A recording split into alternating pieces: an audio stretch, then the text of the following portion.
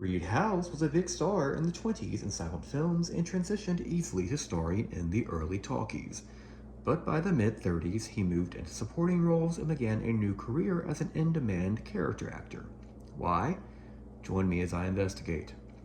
Reed Howes was born as Herman Reed Howes in 1900 in Washington, D.C. to Edwin and Grace Howes.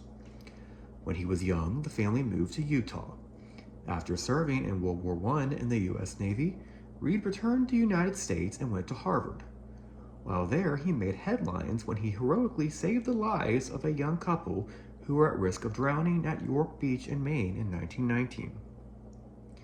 In 1922, Reed moved to Hollywood, where he became famous as one of the several models known as the Aero Band, modeling the shirts in detachable collars for Aero shirts.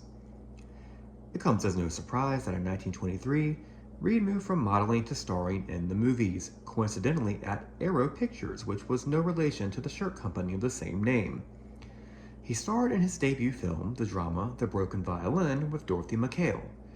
It got Reed a great mention in Variety, who praised his acting and wrote that Reed Howes does the bulk of the work in the picture. Reed was off to a fantastic start as an almost overnight star. In 1924, Reed first moved to Fox, where he starred in The Cyclone Rider with Alma Bennett and Evelyn Brent.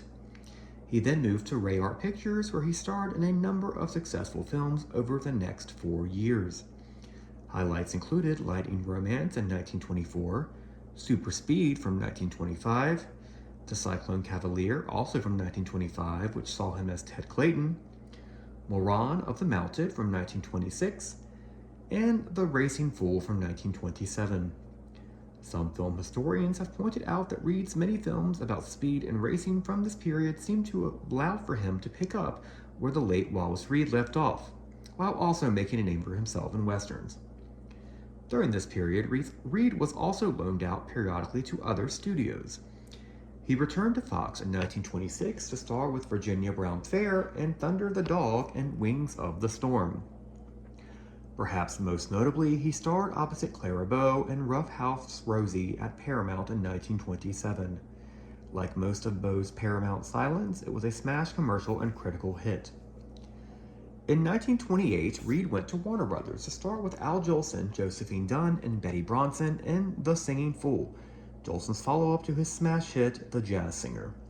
This movie, like its predecessor, was a part talkie, although it had more talking and singing sequences, and was another critical and commercial smash. Reed was heard speaking on screen for the first time in one of the talkie sequences and had a naturally confident and resonant voice. Although his good work in The Singing Fool was mostly overshadowed by Jolson's unstoppable musical powerful performances, Reed was still off to a fantastic start in the talkies. In 1929, he stayed at Warner Brothers to star with Mae McAvoy and Hallam Cooley in another partial talkie, Stolen Kisses. He then moved to Universal to star with Lena Basquette and come across yet another partial talkie.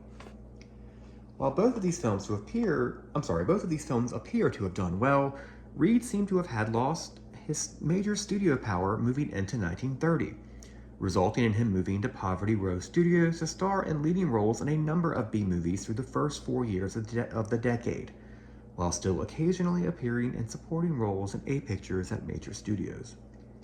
Highlights of his work in this period included starring with Charles Murray in Clancy of Wall Street in 1930, starring as the title character in the 1930 serial Terry of the Times, starring in the 1931 crime drama Anybody's Blonde with Dorothy Revere, starring with Linda Watkins in Playthings of Desire in 1933, and starring with Olive Borden in the interesting voodoo horror film of 1934, Chloe, Love is Calling You. After starring as the lead in 1935's $1 Million Haul opposite Tarzan the Dog, Reed moved exclusively into B-movie character actor territory, reinventing himself as one of the most sought-after and busiest heavies in the business for the next 2 decades. Highlights of his work in this period included Paradise Canyon in 1935, West of Rainbow's End in 1938, Six Gun Rhythm in 1939, The Cheyenne Kid in 1940, Law of the Saddle in 1943, and Runaway Daughters in 1956. In 1951, Reed also entered yet another phase of his career as one of the busiest character actors on television, appearing in dozens of Western dramas and sitcoms. These included The Adventures of Kit Carson, Cowboy G-Men, Boston Blackie, Mr. and Mrs. North, Cisco Kid, Annie Oakley, Tombstone Territory, and The Betty Hutton Show, just to name a few. From 1961 to 1964, Reed appeared in several roles on seasons 2 through 4 of the popular comedy Mr. Ed, including this episode as a policeman when Mr. Ed imagines he is arrested. Sadly, after his final Mr. Ed appearance in 1964, Reed became ill and was confined to the Motion Picture Home and Hospital, where he passed away on August 6th at the age of 64. So we are left with the question, why did Reed Howes slip into supporting parts in the mid-30s? Well, I think the most logical explanation was that there were just so many leading men in Poverty Row B movies at the time. With so much competition, Reed moved into character actor territory, where he had often been earlier during his starring days in the late silence and early talkies. It was a move that paid off as he became one of the most popular and sought-after heavies in the business over the next 2 decades, easily moving from movies into television. Even when he became older and later ill, Reed continued to work, showing his dedication and love for his profession. For his talent and willingness to work up to the end, Reed Howes remains a true legend.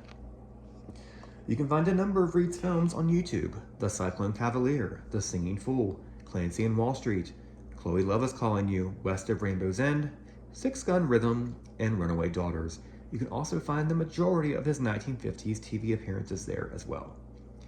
I must thank my sources for this episode: bwesterns.com, Find a Grave, Hollywood Stunt Performers, a Biographical Dictionary, the Salt Lake Tribune, and archive.org for their digitization of Variety.